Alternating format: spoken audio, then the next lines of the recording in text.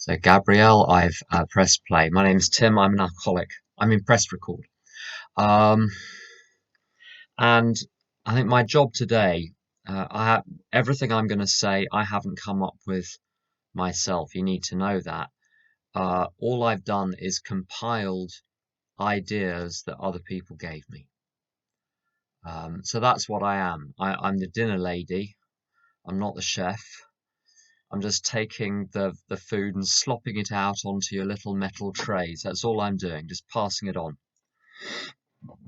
Um, and it's what I do for a living. I'm a translator. I just take what someone says and re-say it in a different language. I don't create anything. So tradition two has got a long form and a short form. Here's the long form. Here's the short form, rather. For our group purpose, there is but one ultimate authority, a loving God, as he may express himself in our group conscience. Our leaders are but trusted servants, they do not govern. And then the long form, which is shorter, I'll repeat that, the long form, which is shorter, is this. It's exactly the same, except for the last line. For our group conscience, there is but one ultimate authority, a loving God, as he may express himself in our group conscience.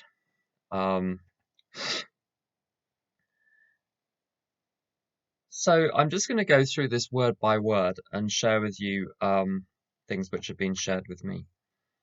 So tradition two, for our group purpose, just one. I've been in groups where there are multiple purposes, where they want to organize all the social stuff when we have our fingers in every pie and it just gets complicated and horrible. One group purpose, tradition five, and if we get as far as tradition five, if we're all still alive and willing in 4 weeks' time, then we'll be talking about tradition five then. But there's a curious point I want to make about tradition five. Tradition five, as it's written, talks about the primary purpose being to carry, for each group, to carry its message. People make a great deal out of this. They say, well, every group gets to have a different message because it's its message, not the message. I'm a legal translator. I translate other things too, but I'm a legal translator and I translate a lot of draft legislation and interpretations of legislation and so on. And there is an interesting phenomenon that when people are trying to work out what the legislator meant, they go to the preparatory materials for the legislation when it was being discussed in the parliament. So, well, what was their intention? What did they want to say? And it's very interesting. If you read tradition 5 in the 12 and 12, there is no notion of each group having its own individual separate primary purpose. It talks about the purpose being to carry the AA message. It doesn't say it says the. So there's a slip here in the drafting of the tradition. Now we're stuck with the slip and whatever. Deal with it as you wish. But the intention was for it to be the AA message. And sitting in 2020, we've got a problem because nowhere that I can find anymore is it defined clearly and definitively what the AA message is. Let me just get my big book.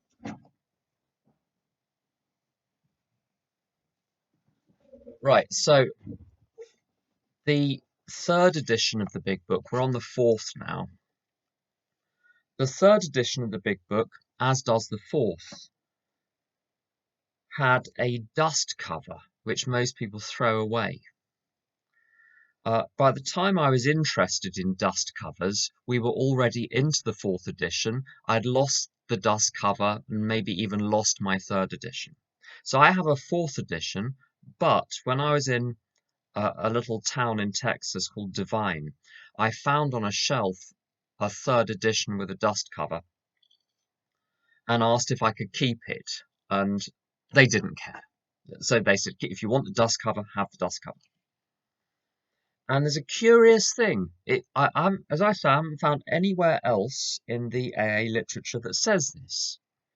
And the fourth edition does not say this, by the way. So someone got rid of this between the third and the fourth edition, and no one noticed till it was too late. So what it says on the dust cover is this. The basic text, pages 1 through 164, remains unchanged. This is the AA message. Aha! So the AA message is the contents of the book 1 through 164. There we go. So whenever I'm in a group, my belief is that we should be talking about that. That's what we should be talking about. That's what we should be sharing our experience on, is the principles, the ideas, the information contained in those 164 pages, and how we implement that in our lives. So back to tradition 2. For our group, oh, by the way, with that difference between wording and intention, there's a similar issue with tradition 3 about what the intention of tradition 3 was when it was drafted and how it was actually drafted, and the gap between the long form and the short form. And it's caused no end of difficulty since the 50s. Anyway,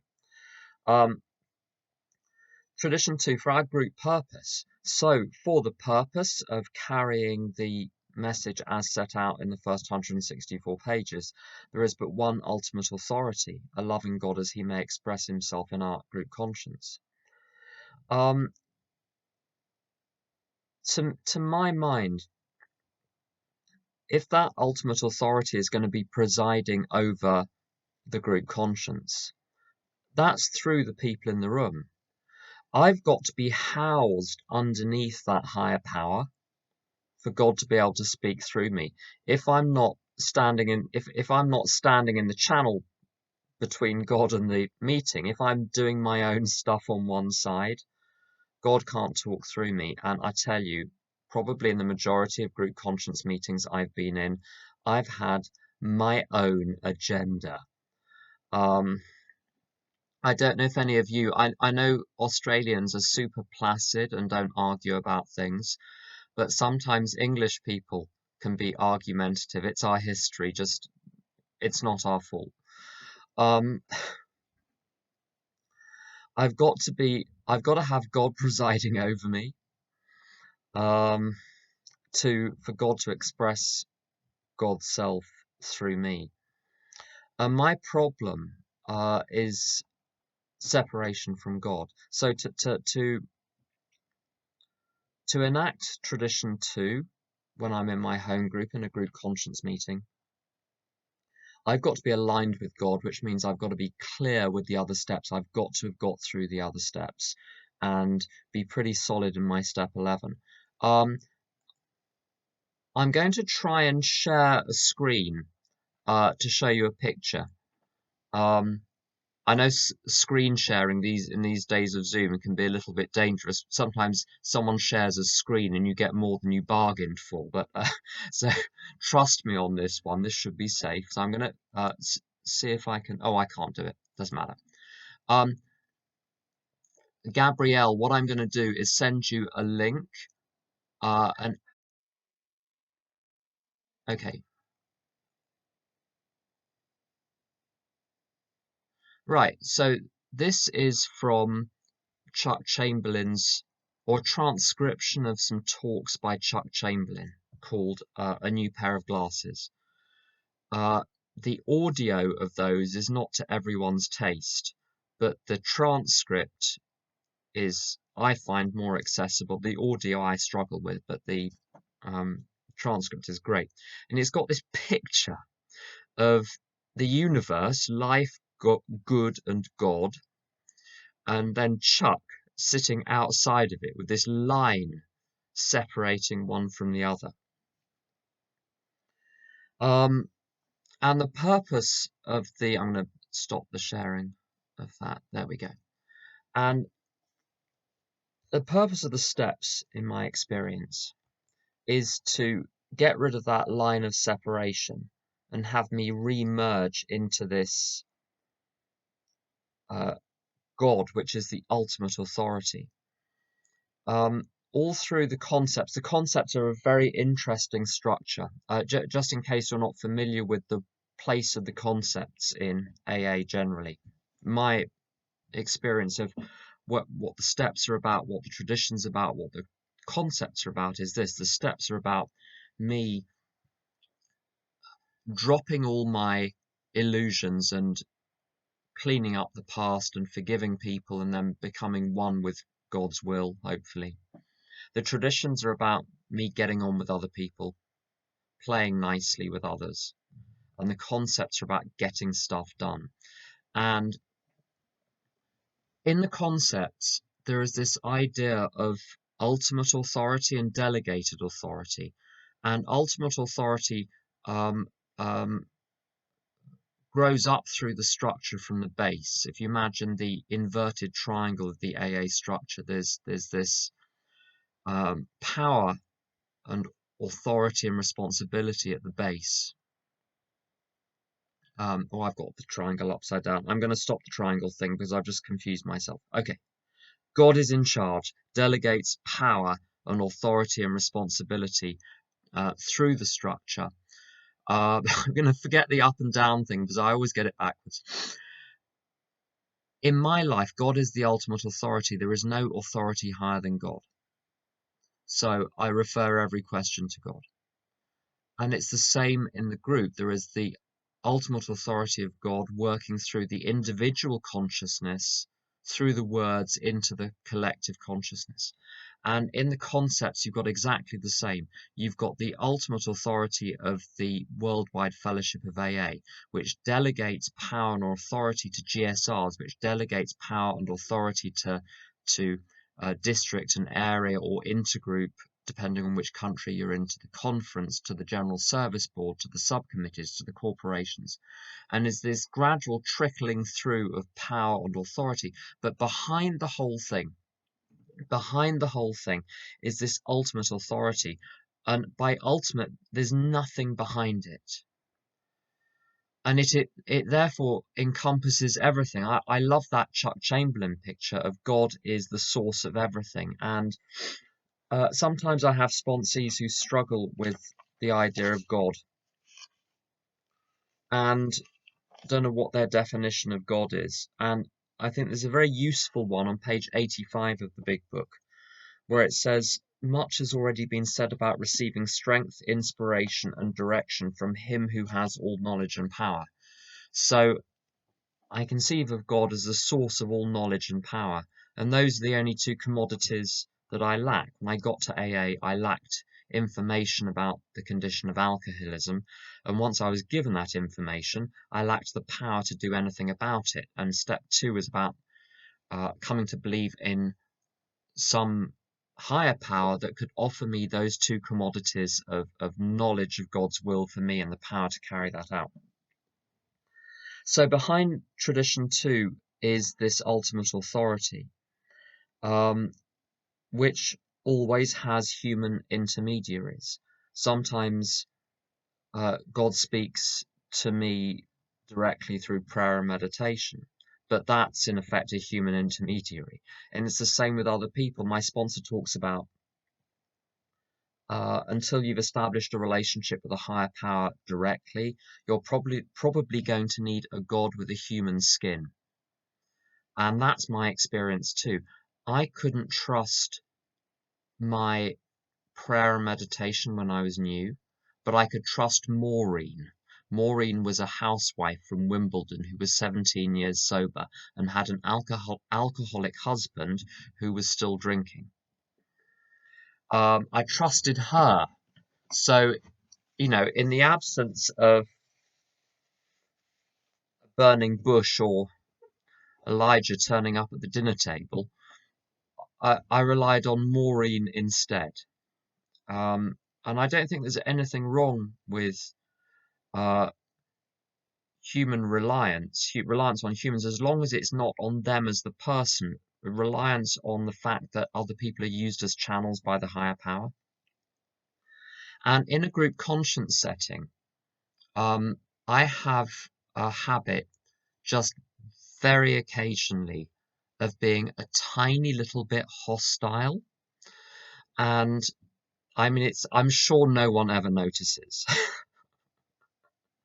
But the antidote to that is to recognize that behind every other bugger speaking in the room is the higher power, speaking through them one way or another, directly or indirectly. If God is the source of everything, then everything can be worked to the good. I think St. Augustine, I'm not very good on I can't quote Augustine. I don't know enough about Augustine. You want Tom Weston on that. Get Father Tom on Augustine. He's great. Anyway, I think it's Augustine's view that all evil is a distortion of good. It's not a separate entity in itself, it's a distortion of good. So when I'm listening to other people in AA, whatever they're saying, to recognize that God is speaking through them, whether they like it or not, one way or another. And this tempers my hostility because it means that I'm supposed to listen. I think it's the prophet Samuel that talks about saying basically to God, I'm here, I'm listening, fire away. And I need to therefore listen to other people as carefully as I would try to listen to my higher power.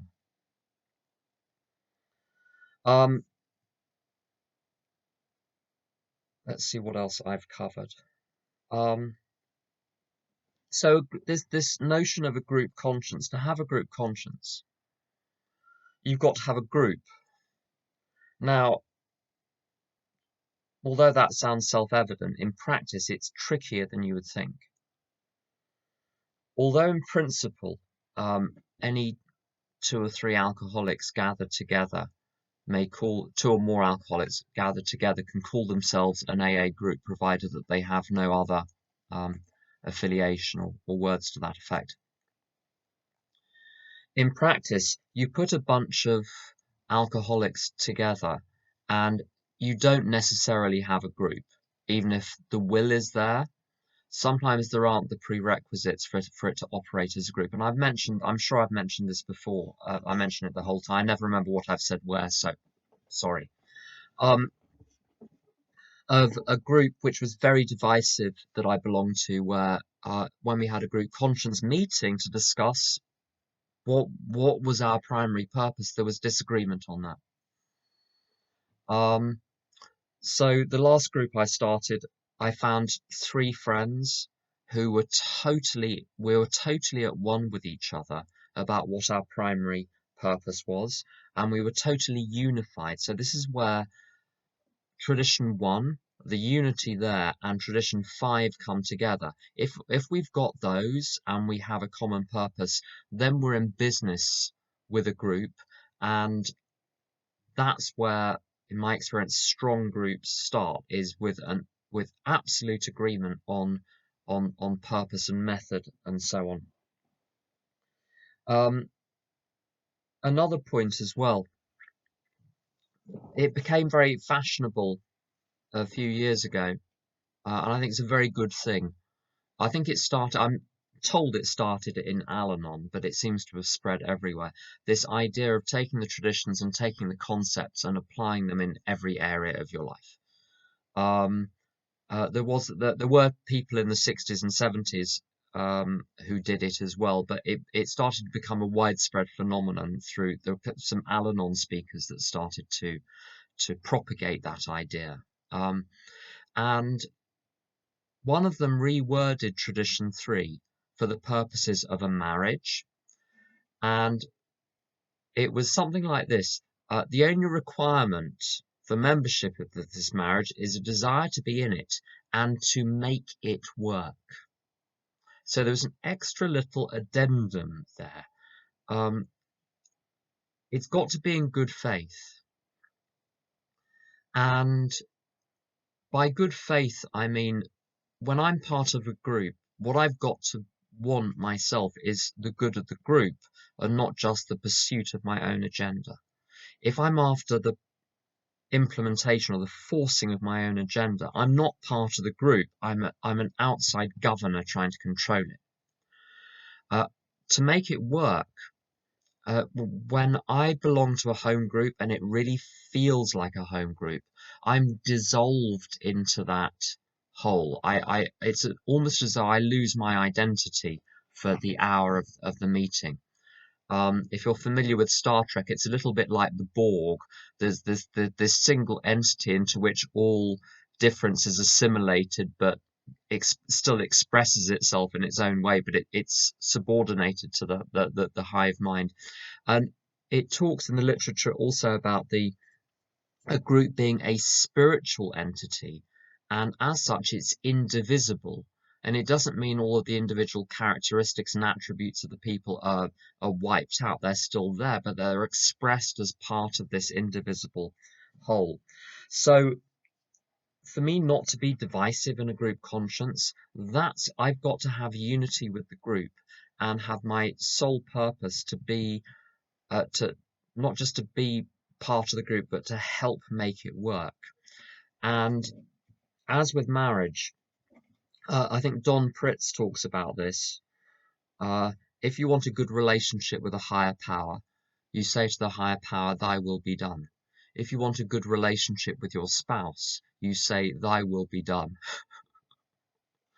And if I want a good relationship with my group, I say, "Thy will be done."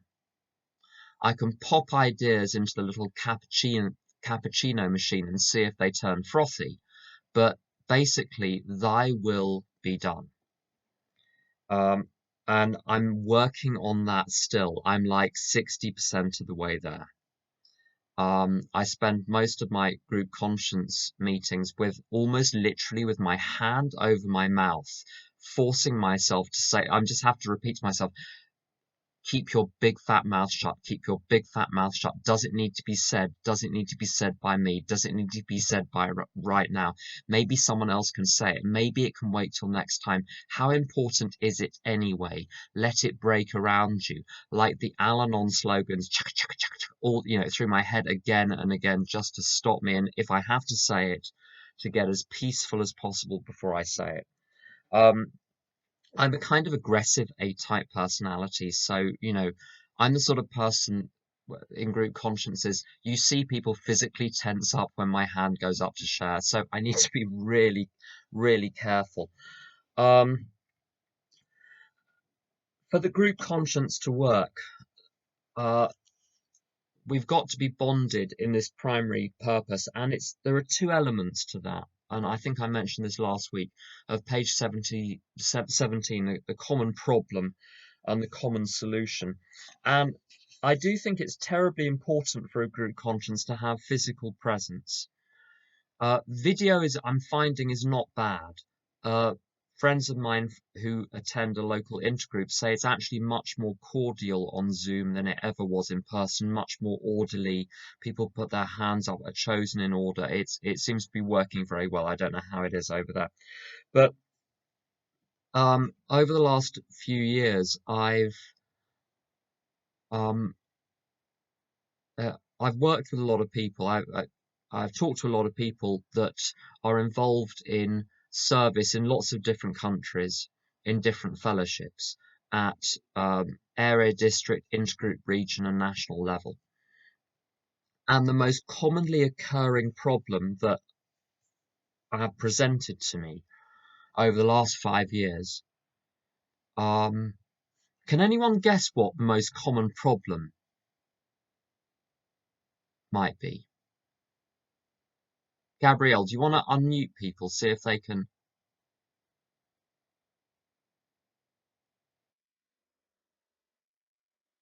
Any ideas about what the most common problem might be?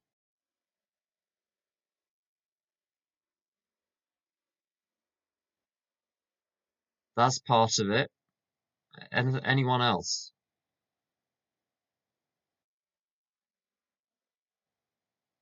Say it again, Gabrielle.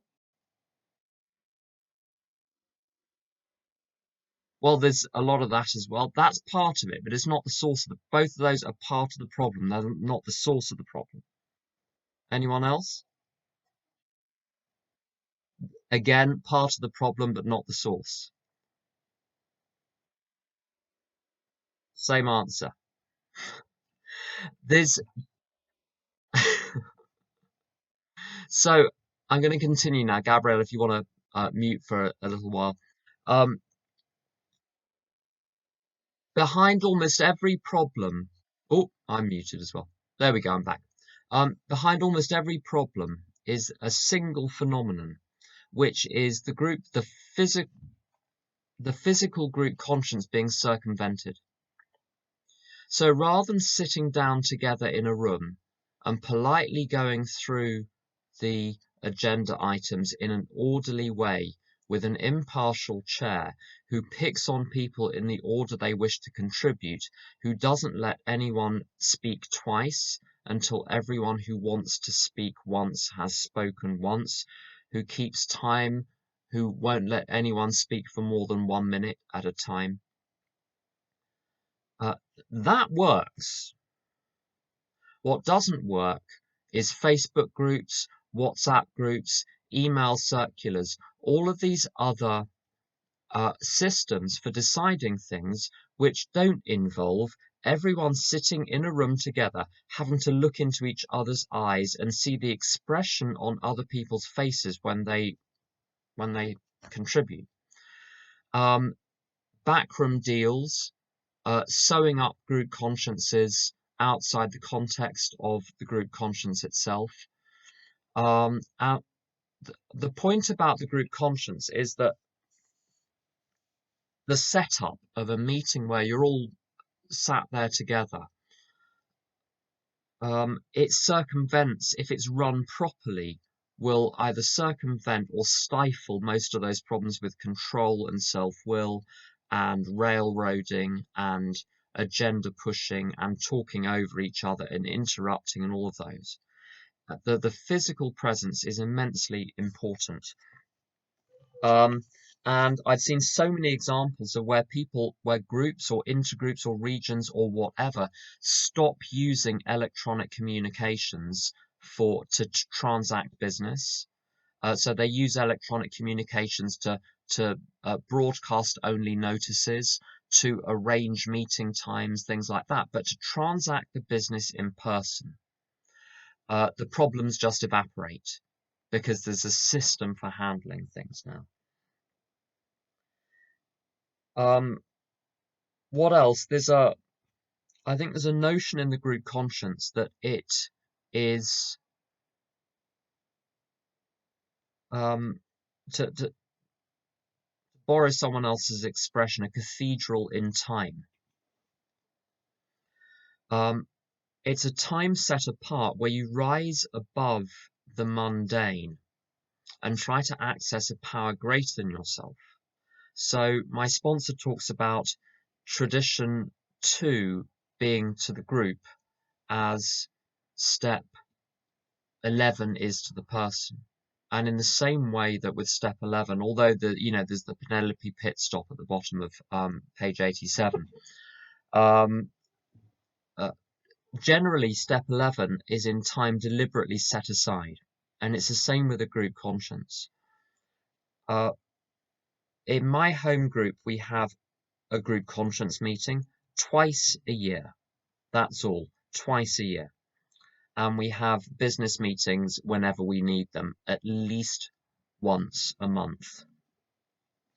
And the distinction between the two, this is covered in the long form of concept 6, where it talks about conference covering large matters of general policy and finance, and the board of trustees having chief initiative and active responsibility.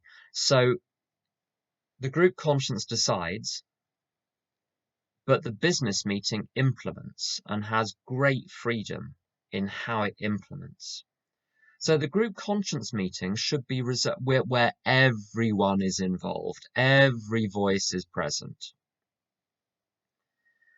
Those Major matters of policy and finance only. Major matters.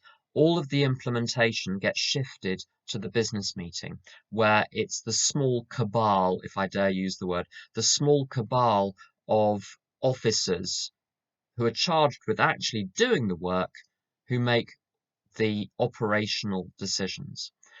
There's a group in a country which shall remain unnamed where uh, everyone is chipping in with hundreds of ideas and they've got a 6-month backlog of things to discuss. They spend more time in group conscience than they do actually doing the meeting. It's a nightmare. The reason conference is once a year is because these discussions of major matters of general policy and finance are hugely, hugely unsettling, destabilizing, and dangerous, which is why they must be contained in a context in which there is this spiritual unity in order to counteract the risks of these potentially destabilizing discussions. And I've noticed that in my previous home group, uh, which is it's always whatever my home group is tends to be a big book study, but the previous big book study, it was alcoholics only, and we started to open up some of the meetings for non-alcoholics who are members of other 12-step fellowships to attend, and then there's the question, are they allowed to share? And there are very few big book studies. Most meetings are, people just chat about their week and things they think about, things they felt, and it's fine, but it's not a big book study. So there are very few. And if that's your home group and that there isn't another one around, if that primary purpose gets threatened, it's very destabilizing if that's the only AA you're personally interested in. So these discussions, the reason they get tense, I believe, is because they're precisely discussing large matters of policy and finance, which affect the format, structure, content, and activities of the group. If it goes in a different direction, boom, you don't have a home group anymore. You've got to find somewhere else or adapt to a way of doing AA you're not comfortable with. So that's why it needs I think these discussions need the safety device of a group conscience meeting, which is held at a time and place separate from the main group, well advertised in advance. So you hear stories of people going on holiday and they come back and the group has been changed from a big book study into a newcomers discussion. Now, regardless of the merits of a newcomers discussion meeting, you don't want to come back from holiday and discover that everything has changed. You want plenty of notice so that you can structure your holidays around it if necessary. If it's important to you, structure your holidays around the group conscience meetings. You have an agenda. The literature talks about an informed group conscience meeting, which means if there is a motion to discuss, it needs to be put in writing, argued, reference to the literature, including the traditions and the concepts, circulated to everyone with at least 1 week's notice so that people can read, pray, meditate, and discuss, so that by the time they get there, they've thought about it. What else really helps? Conference in this country is very good. 100,000 people submit questions for conference. Most of the questions, and don't quote me on this, are nuts, or just weird, or rambling. And anyway, the conference committee, God bless them, whittle those questions down to something which is digestible. They sort of put them in the blender and out pop a dozen questions or so. Usually with the bite taken out of them, which is a good thing. So at my group, if there are things to discuss, we don't try and discuss everything. We whittle things down to the few topics which are of most importance. And what this means is we don't bite off more than we can chew. What else do? We don't make decisions in the group conscience meeting. So in the group conscience meeting, you get to discuss and propose and wrestle, but it's safe to say anything because there isn't going to be a sudden vote. Even if a motion is agreed on, the vote will take place at the next month's business meeting, so that if it's a terrible idea, with any luck at all, by the time people have thought about it for a month, they've realized. So there's no sudden implementation of a new idea.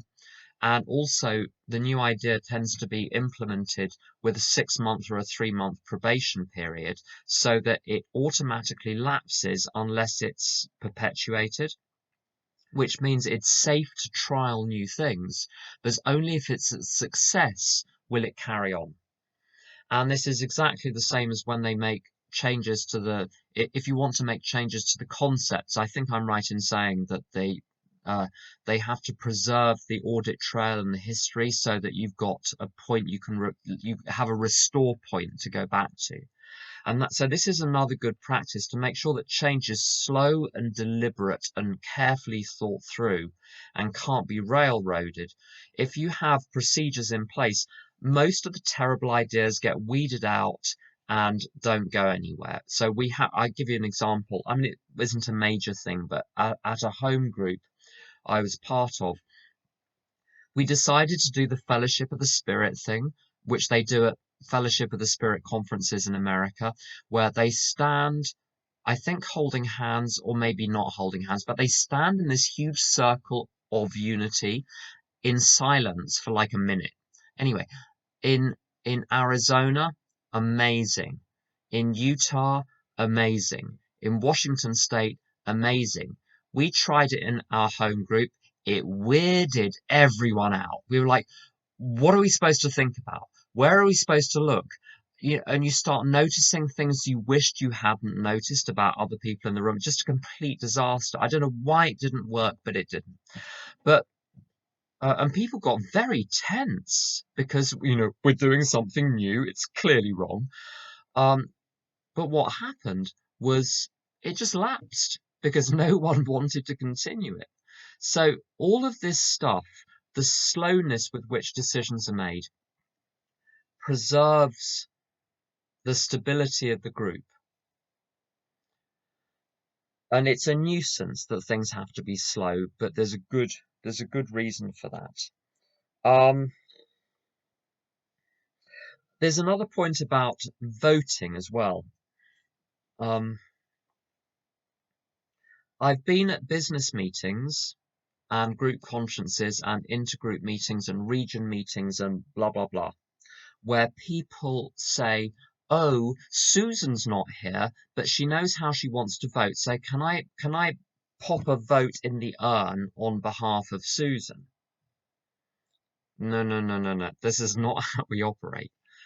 I was at a meeting yesterday where I got off on the wrong foot with the speaker because they said that AA, like the first line was AA is not democratic. According to Concept 12, it is. And there is the radical democracy of the group conscience meeting. That can be talked about.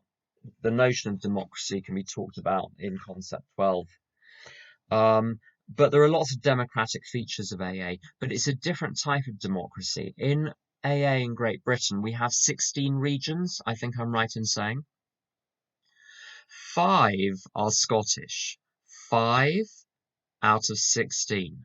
Now, I don't know how good your geography is. Mine is awful, but my geographer friends, of whom I have none, tell me that Scotland's population is not 1/3 of Great Britain, of the United Kingdom. So Scotland, in terms of population, is massively overrepresented at national level at conference. London, other big cities are massively underrepresented. But it's not numerical. This is the point about a group conscience. It's not a numerical question. It's a matter of coming together as a single spiritual entity and coming to a common view as to what is in the best interests of all in tradition one. So although I'm carrying, let's say I've got a group conscience situation at intergroup, I'm carrying the view of my group, but I have right of decision to act in accordance with my conscience in this new spiritual entity. Someone that's thought about the topic before, but is not present for that spiritual merging, that vote is invalidated because they're not part of the group conscience. Now the way to get round the problem of people being absent is I've seen group conscience meetings where people who can't be there, write written statements, which are then read out and incorporated into people's decision-making process. And I've, this happens at conference where, people actually literally read things out that were said by specific people and said by specific groups.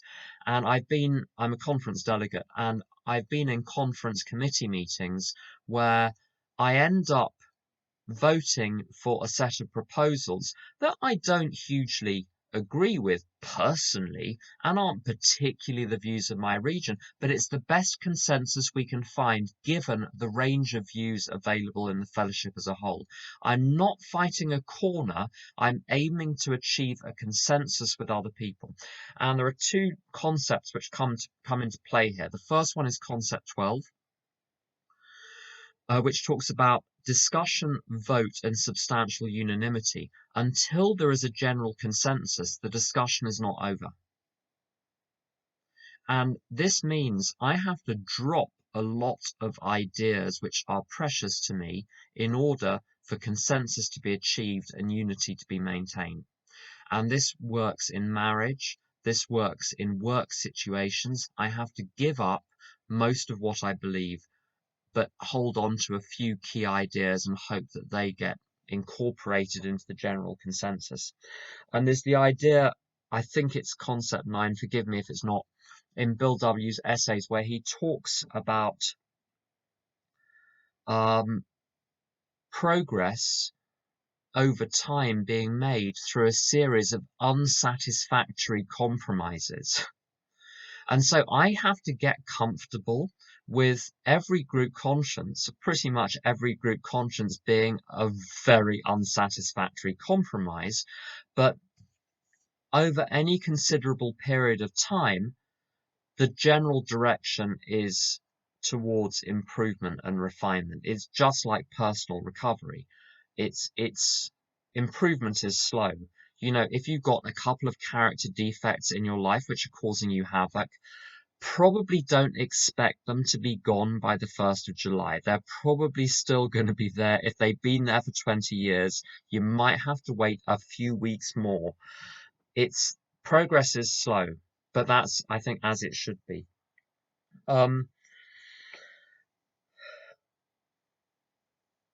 How I try and conduct myself in group conscience is how I bring my experience and knowledge to bear. I've mentioned listening, which is very important. My sponsor talks about listening intuitively as opposed to intellectually. So you hear what people are really saying behind the words that they're saying. Listen to the tone of voice. Listen to what might be moving them. And this idea is straight out of the Big Book, page 66. We're prepared to look at it from an entirely different angle, which is from their point of view. What might be motivating them? And I think it's 90, when you're sponsoring someone or 12th stepping someone, to put yourself in their shoes and ask yourself how you would like to be approached if the tables were turned. So in group conscience meetings, I want to try and look at the situation from the point of view of the other person. I've got to listen to my own internal voice. And I've got to ask myself when I'm going to say something, what principle of the program is this in accordance with? Which tradition, which concept? Some other ideas about how to handle difficult group conscience meetings. I was in a group conscience meeting, which I'm not going to name names, but there were tears, there was storming out, there was storming back in, There was standing over people, lecturing with the finger wagging and phrases like, "Don't you ever." And it was I think the technical term is shit show. It was a shit show. And the chair was brilliant. He said, "I think now is not the right time to continue this particular discussion. Let's move on to another topic." Does it need to be decided now? Almost never. And so you postpone, you shelve. Once division has taken root in a group on a topic, you're not going to achieve consensus. You're not going to achieve substantial unanimity. Even if you squeeze a vote through with 3/4, substantial unanimity in practice can either be 2/3 or 3/4, but the principle behind it is really you don't want to miss anyone out.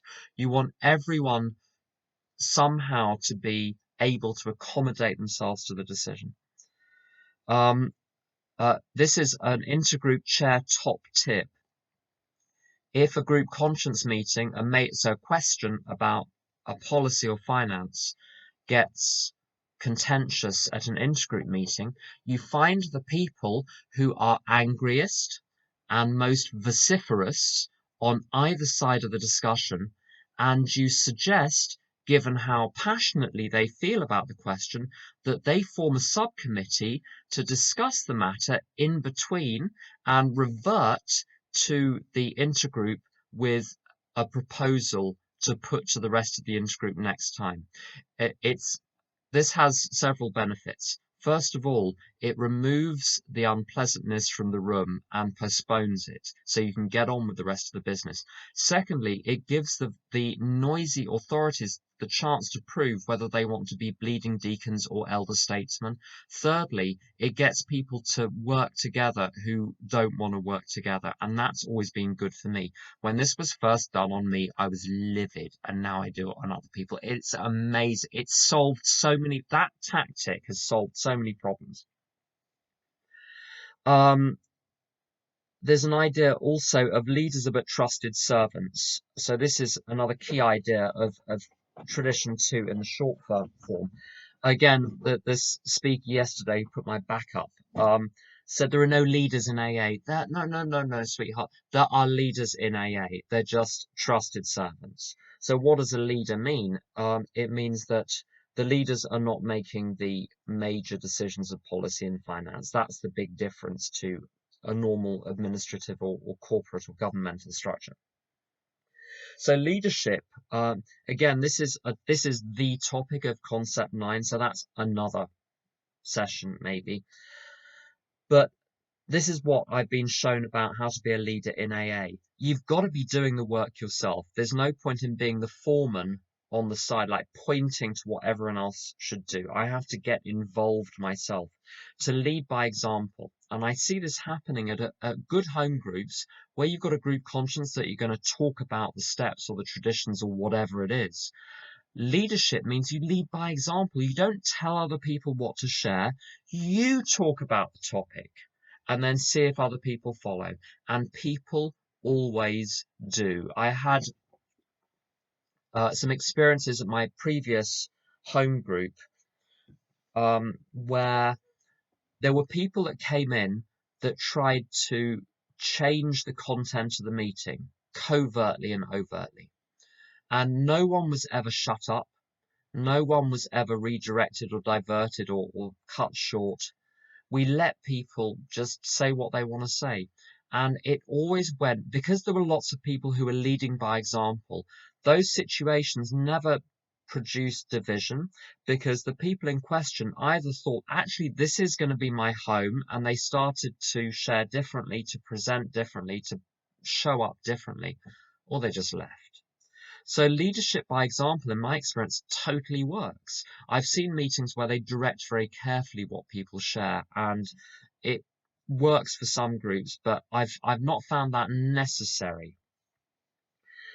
Another aspect of leadership is to train up the generation that is coming after you, which means there are times when you have to step back and let them, if you'll pardon my French, fuck it up.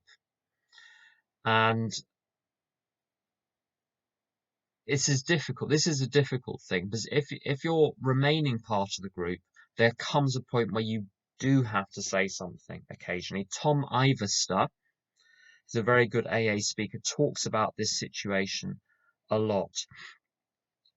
One way round it, in order for the kids to grow up, my experience and the experience of my friends in the last couple of years is you just have to leave the group altogether.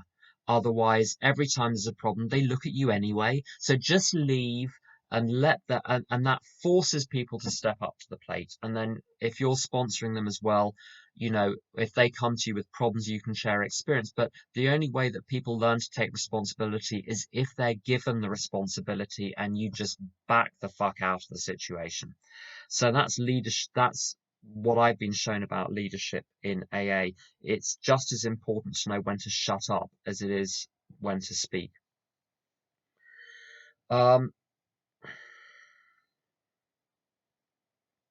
Some other points. Tradition 2 is about surrender to the group conscience, just as step 11 is about surrender to the higher power. And just some points on surrender and authority. The reason I surrendered in AA is because surrendering turned out to work better in my life than asking my ego what it thought of any situation. Because my ego it just grasps and attacks. Those are its two basic modes of operation: get or punish. And I surrendered to the group conscience on the same basis. It's the only way that works in terms of producing a good group and producing peace within myself.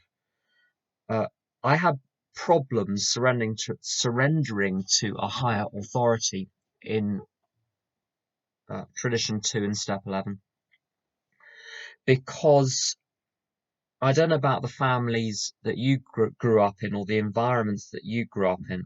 I had 3 problems with authority figures. Number 1, they were dumb. Number 2, they were not safe.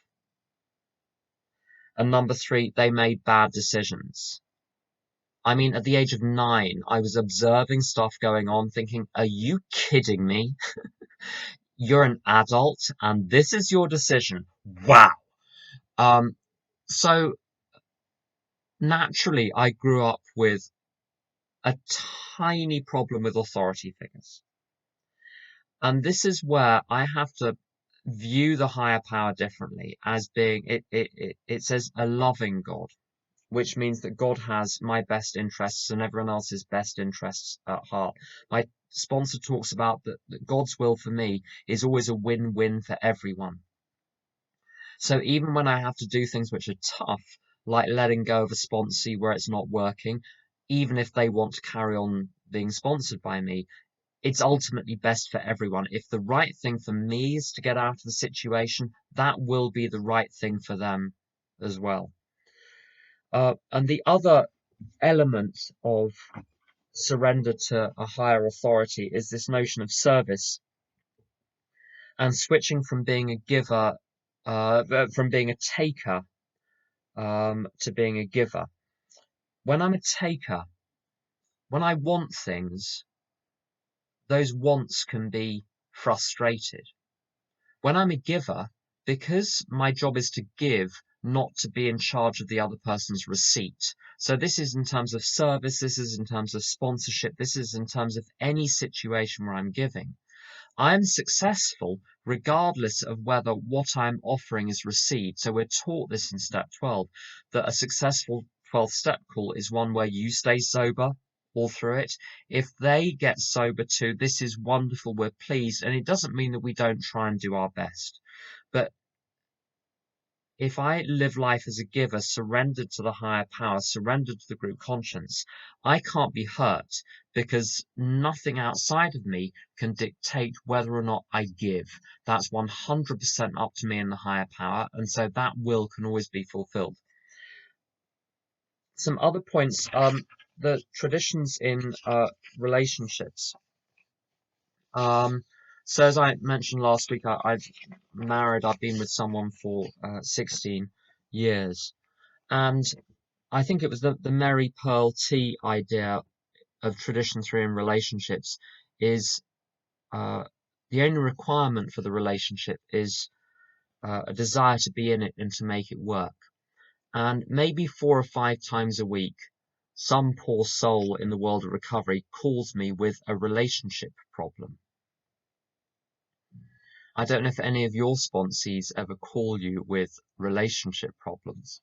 Um, there's that Clancy story where he pretends to be his Mexican maid or something whenever someone calls with a relationship problem. Um, and the difficulty with relationship problems is you've got to know what the primary purpose is of the relationship. And if my primary purpose is the unity of tradition one, and in tradition five, I'll talk about this more if we get to tradition five, of to create a vessel in which both of us can move through life more effectively and efficiently and harmoniously than we could left to our own devices. If that common purpose is shared, and there is surrender to that common purpose, and our primary, and our aim is to remain unified in that vessel, then there are no relationship problems. If I'm out to get something from the relationship, whether it's love or validation, and this is any relationship, love or validation or respect or obedience or agreement, or if I'm out to get something, it can't go well. There's a Don Pritz line which is devastating. I don't know how to have a healthy sick relationship. And a sick relationship is any relationship, in my experience, which is not based on a sound common purpose, the desire to be unified, and the desire to make it work, come what may, regardless. This is the step 9 principle, regardless of personal consequences. And we've got, my other half and I have this desire to be unified. And so I mean, I think he would say quite rightly that he yields a lot more than I do. If you look at it from my perspective, I look like I'm yielding a lot. But the aim is what I said earlier, thy will be done. There are some things that one has to stand firm on. But basically, the aim is to create this single spiritual entity and surrender to that. And if the other person is doing the same in good faith, we have very few problems. We have personal domains. I have my own life. He has his life. I do some minor little things. He does very important things. But we have a common life as well. It talks in the family afterward about meeting on the common ground of love, tolerance, and understanding. And with that common ground, with anything which is the common area, we agree everything together. And it's just like with the group conscience, discussion, vote, and substantial unanimity. So we haven't decided until we've reached substantial unanimity. And the same principles apply. I try not to stand firm on too many points. Honestly, with 9 out of 10 points, the few points I've stood firm on over the years, I fail to look at things from his point of view. When I start to look at things from his point of view, my objections usually vanish. There are so many things I thought were important that weren't. And the one thing that is important is the spiritual entity, maintaining the spiritual entity, maintaining the unity, because from that, everything else flows. And the primary purpose of creating a vessel in which we can travel down life together is achieved. I think that's all I've got to say on this tradition. Does anyone have any questions? Gabrielle, do you want to? Has anything else come through?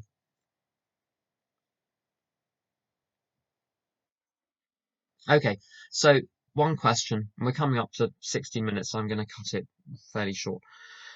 Do you talk about the traditions and concepts in your home group? If so, how often? At group consciences only.